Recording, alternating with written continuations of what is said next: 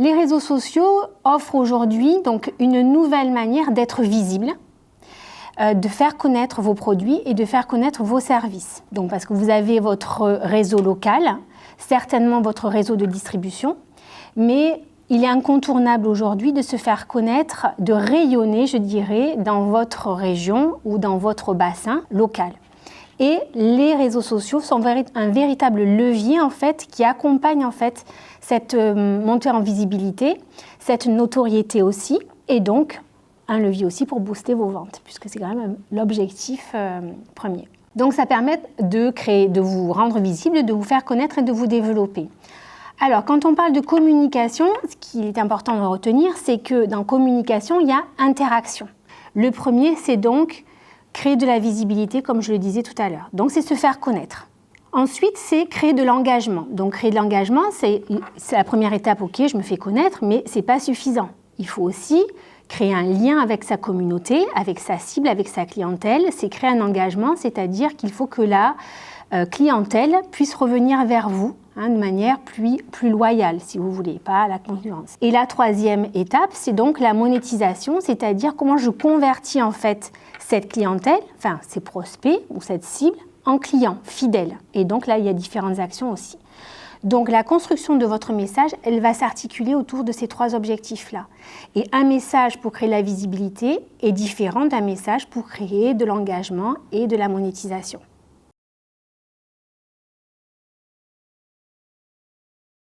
Pourquoi il est important d'être visible ? Parce que sans communication, il n'y a pas de visibilité, et sans visibilité, vous n'existez pas finalement.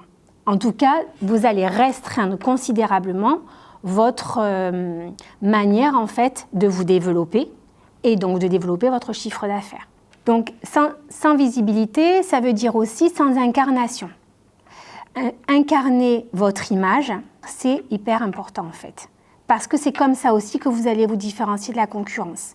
Parce que vous êtes plusieurs dans votre domaine d'activité, dans votre secteur, et il faut pouvoir, si vous voulez, créer du lien encore une fois avec votre clientèle, et ce lien-là, il va passer par votre image de marque aussi, qui va véhiculer vos qualités, vos valeurs, votre authenticité. Et c'est comme ça que les clients vont se reconnaître dans votre marque. Et c'est comme ça que vous arriverez à terme à créer de l'engagement.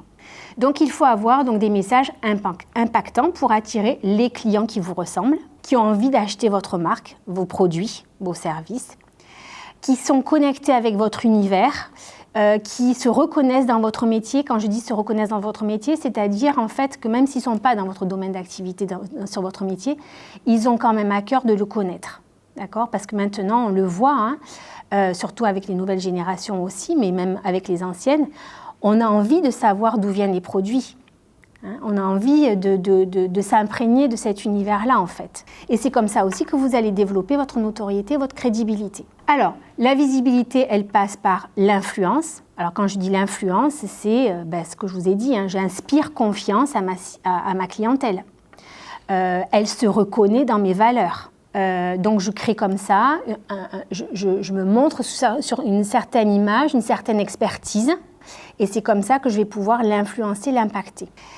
Ensuite, donc, c'est les acquérir, ça c'est la deuxième étape. La troisième étape, c'est aussi maîtriser sa communication parce que sur les réseaux sociaux, il y a une e-réputation à connaître. Regardez un petit peu ce qui se passe sur la toile pour savoir quelles sont les photos qui circulent autour de votre image de marque, autour de vous, autour de vos produits. Et c'est donc contrôler aussi vos messages.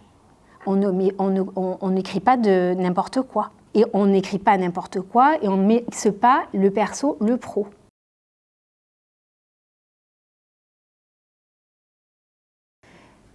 Cibler, publier, interagir, contacter, appeler et conclure. Ce sont les 6 étapes en fait pour conduire une stratégie de conversion.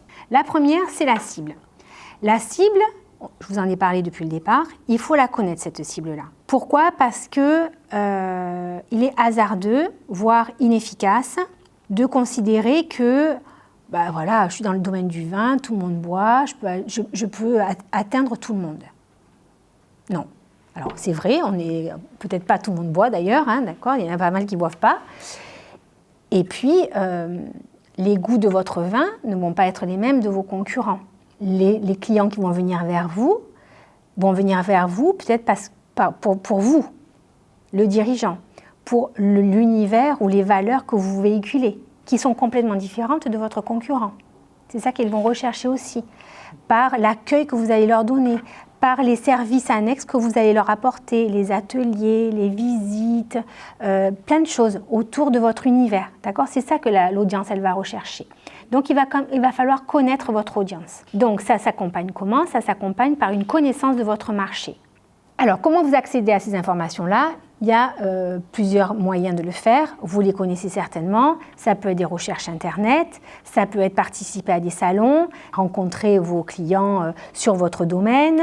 Vous pouvez aussi multiplier les opérations auprès de grands distributeurs, auprès d'entreprises, pour essayer de peaufiner en fait votre connaissance du marché et surtout de votre cible.